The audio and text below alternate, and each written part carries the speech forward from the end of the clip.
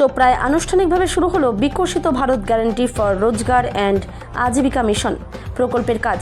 বৃহস্পতিবার চোপড়া গ্রাম পঞ্চায়েতের কুমারটোল এলাকায় আনুষ্ঠানিকভাবে একটি পুকুর খননের মাধ্যমে এই গ্রামীণ কর্মসংস্থান প্রকল্পের সূচনা করা হয়। উদ্বোধনী অনুষ্ঠানে উপস্থিত ছিলেন চোপড়ার জয়েন্ট বিডিও ডমিট লেপচা সহ একাধিক প্রশাসনিক আধিকারিক ও স্থানীয় বিজেপি নেতৃত্ব। চোপড়া গ্রাম পঞ্চায়েত প্রধান জিয়ারুল রহমান বলেন, আমাদের যে জব কার্ড হোল্ডাররা রয়েছেন তারা দীর্ঘদিন ধরে অপেক্ষায় ছিলেন। 100 দিনের কাজের জায়গায় এখন 125 দিনের কাজ শুরু হচ্ছে। দীর্ঘদিন কাজ বন্ধ থাকার পর ফের কাজ চালু হওয়ায় পঞ্চায়েত প্রধান হিসেবে আমি অত্যন্ত খুশি। বিজেপির চোপড়া 1 নম্বর মণ্ডল সভাপতি সুরেন্দ্র প্রসাদ বলেন, আগের সরকারের দুর্নীতির কারণে কাজ বন্ধ ছিল। আমাদের নতুন সরকারের অধীনে 100 দিনের কাজের জায়গায় এখন 125 দিনের কাজ মিলবে। এতে কাজের গতি বাড়বে এবং সম্পূর্ণ স্বচ্ছতার সাথে কাজ হবে।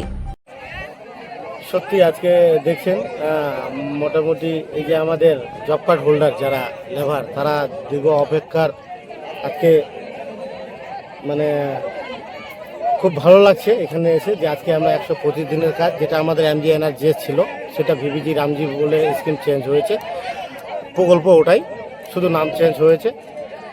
তারই আজকে আমাদের 4,02,999 টাকার কাজ এখানে আমাদের শুরু হচ্ছে আজকের থেকে। আর আজকে আমাদের দুটো কাজ, দলুয়া একটা হচ্ছে কুমারটোল সংসদ, একটা দলুয়া সংসদ, একটা কুমারটোল সংসদ, দুটো সংসদেই আজকে আমাদের কাজ শুরু হচ্ছে। আমি ধন্যবাদ জানাবো সরকার পক্ষকে যে আমাদের এই কাজটা সমাজের জন্য, গ্রামের জন্য, সাধারণ মানুষের জন্য খুব জরুরি ছিল। এটা দীর্ঘ 5 বছর যাবৎ বন্ধ ছিল, আজকে খুলেছে।